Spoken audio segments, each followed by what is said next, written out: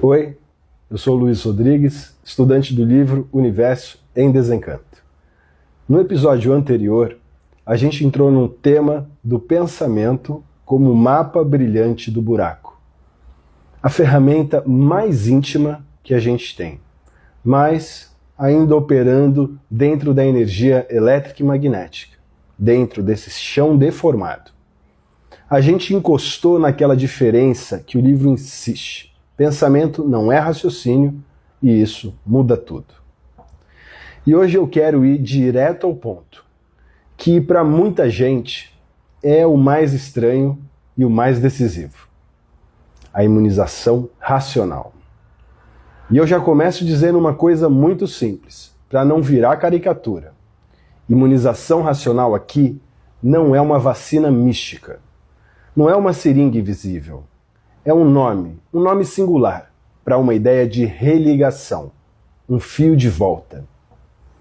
Porque quando a gente ouve imunização, a cabeça automaticamente vai logo para um consultório. Pense em anticorpo, proteção, doença, dose, carteirinha carimbada. E aí a pessoa tropeça na palavra antes de entender a frase. A gente tem que entender o quadro completo desde o começo para a pergunta mudar de tom. A gente veio acompanhando a narrativa de planície, parte que não estava pronta, queda, buraco, depois foco de luz, sol em gestação, resina em goma, terra, água, micróbios, corpos, animal racional e, por fim, a fase do pensamento. E o desenho geral que o livro vai firmando é duro e simples. A gente vive hoje como animal racional dentro do buraco, guiado pelo melhor instrumento que o buraco conseguiu produzir, que é o pensamento, mas ainda assim desligado na prática da base de origem. Então, nesse contexto, imunização racional é o nome que o texto dá ao processo de refazer essa ligação. Eu gosto de colocar isso em imagem, porque me ajuda. E para eu visualizar melhor, eu penso assim. Durante muito tempo, a vida inteira ficou exclusiva sob o comando da energia elétrica e magnética. Esse conjunto que o livro diz que move o pensamento, as intuições, as comunicações, as ideias, enfim, tudo dentro da gente. E aí, segundo o livro, chega uma nova fase, a fase racional, em que outra energia volta a ter comando, que é a energia racional do mundo racional da planície. E o livro faz questão de apresentar isso como uma coisa natural, não como religião de templo. Tem um trecho em que ele é bem direto. Está aí o ponto glorificador do animal racional, a imunização racional. E ele insiste numa imagem que chama a atenção. Todos sem esforço, muito naturalmente, vendo dentro dos seus lares a imunização racional e sendo atendidos dentro dos seus lares. E aí ele fecha o cerco, não havendo necessidade de ir a lugar nenhum. Receberão todas as orientações precisas para o seu equilíbrio. E ainda reforça, portanto não há templo, não há sinagoga, não há casa de pregações para pregar a imunização racional. Não. Cada qual nos seus lares receberá todas as graças do seu mundo de origem. Isso aqui é importante para tirar a caricatura. Porque tem gente que tenta encaixar logo em duas gavetas erradas. Ou vira religião de rito, com palco e pregação, ou vira mágica, como se fosse um passe instantâneo. O texto tenta puxar para outra direção. É natural, é de fase, é de origem. E acontece em um lugar mais comum do mundo, que é aqui, na vida diária. Só que é aí que vem a pergunta. Tá, e como isso acontece? E o livro responde sem rodeio, repetindo a mesma chave. Leitura diária. Ele diz, a base de tudo está na imunização racional. E para o vivente se imunizar, é preciso ler diariamente e por meio desta leitura ir sendo imunizado. Ele não vende como rápido e fácil. Ele fala de tempo, de constância de diferença de ritmo entre as pessoas. A imunização racional será conseguida com a constância na leitura. E o vivente, conforme vai lendo, vai sentindo aos poucos a sua influência, até integralmente imunizar-se. E ele crava uma coisa que é bem pé no chão. Para imunizar-se, o vivente pode levar meses ou anos. Tudo depende do vivente, da sua constância ou não na leitura. Vejam só. E tem um trecho que eu acho quase pedagógico, porque ele antecipa a impaciência do ser humano. Pergunta o vivente, e por que isso não veio há mais tempo no mundo? Digo eu, tudo chega com o seu tempo. O tempo ainda não tinha chegado, e agora de muito já chegou. Fruteira nenhuma dá fruto antes do tempo. Tudo tem o seu tempo. Agora repara como isso é diferente de vacina. Vacina é procedimento pontual. Aqui o livro está falando de convivência, um processo. Ele chega a dizer, pergunta o vivente, e o que é preciso fazer para adquiri-la? Ler diariamente é quanto basta para adquirir em pouco tempo. E ele ainda insiste que não é prisão. E priva a liberdade do vivente? Em ponto nenhum. Então, se a gente precisar de uma imagem sem exagero, a melhor é essa. Não é uma dose, é uma ligação. Não é um ato mágico, é uma sintonia. Se eu puder traduzir em cena, como se a pessoa há décadas só captasse o sinal do campo elétrico e magnético, o campo do buraco. E pela leitura constante, começasse a captar um sinal de outra origem.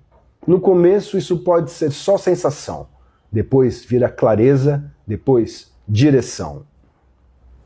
E é aí que o livro entra naquele trecho do eu e do tu que amarra muito bem com um episódio anterior. Ele diz, o fluido elétrico e magnético irradia sobre o eu da pessoa.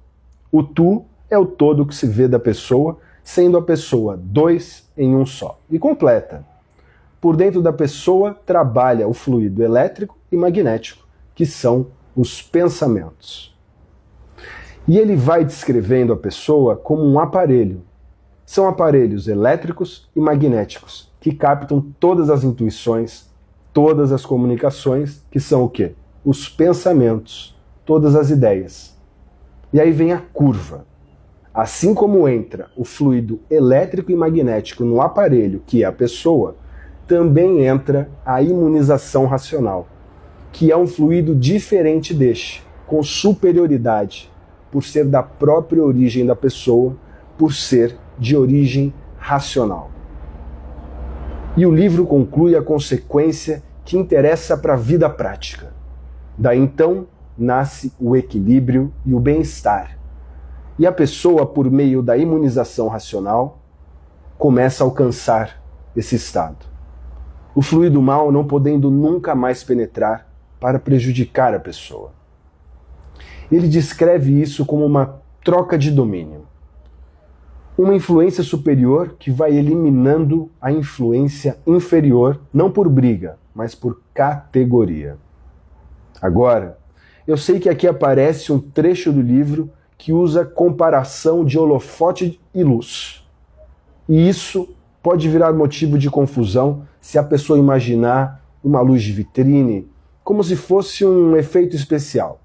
O texto diz, o que é a imunização racional? É um foco de luz da parte racional. E ele compara, como em simples comparação, um holofote aí da Terra. Ele mesmo avisa, é simples comparação para análise. O livro diz que no princípio o vivente não vê, e sim sente. E depois fala que com o tempo começa a ver mais ou menos uma luz prateada. Então eu prefiro segurar do jeito que o texto pede, como comparação. Um modo de explicar uma ação de outra origem que no começo não é espetáculo, é sensação e efeito. E o livro insiste em duas coisas que, para mim, mantém isso fora da caricatura. Primeiro, não é templário, não é vá a tal lugar, não é vem ouvir um pregador. Ele repete, dentro dos lares, onde estiverem orientações para o equilíbrio. Segundo, é gradual. Ele fala em meses e anos, constância, disciplina pessoal, e que os que lerem todos os dias alcançarão mais depressa do que os que não lerem, que vão tardando a adquirir. E aí vem um ponto que é bem humano, porque toca o nosso problema principal. Quem manda na minha vida? Porque na prática, enquanto a gente está só no comando do pensamento, a gente vive oscilando. Medo, euforia, desânimo, dúvida, ilusão, pressa, arrependimento. O livro diz que isso é a pessoa funcionando como aparelho do elétrico e magnético, e que a imunização racional seria uma entrada de um pensamento diferente. Como ele chama, é um pensamento que conversa com a pessoa. E eu gosto de deixar isso bem simples, sem fanfarra. O que está sendo proposto aqui é sair do comando exclusivo dessas duas correntes, ir aos poucos, entrando pouco a pouco num outro tipo de orientação. Não é virar santo, não é virar superior, não é parar de viver. É uma mudança de base de comando. Um fio de volta sendo refeito. E aí tem um trecho do livro que coloca isso numa promessa forte, mas que também pode ser entendida com muita sobriedade. Ele diz o seguinte, que com a imunização, o vivente se torna mais feliz em tudo, conseguindo chegar num ponto muito elevado como nunca pensou. E que tudo é desenvolvido pela força mais poderosa do mundo, que é a imunização racional. Agora veja, se eu pudesse traduzir isso em linguagem de experiência, sem virar propaganda, o que o livro está dizendo é que os efeitos aparecem na vida. Preservações, orientações, um tipo de equilíbrio, uma redução de medo, de dúvida, de desconfiança, uma sensação de andar certo em tudo, como ele descreve. Não é como um milagre de palco, mas como direção e ordem interna. Veja, eu sei que tem ainda aquele trecho sobre as 7 sementes e a formação de outro corpo, e ele fala de locomover essas 7 sementes para a planície cá em cima racional. E fala também de formar um outro corpo muito diferente desse. Eu vou só marcar esse assunto aqui porque é um assunto que puxa um degrau a mais e com certeza merece mais calma. Senão a gente atropela e aí a compreensão fica prejudicada. O que o livro está falando é de um destino, de um retorno à planície. Ele amarra isso à imunização racional como processo.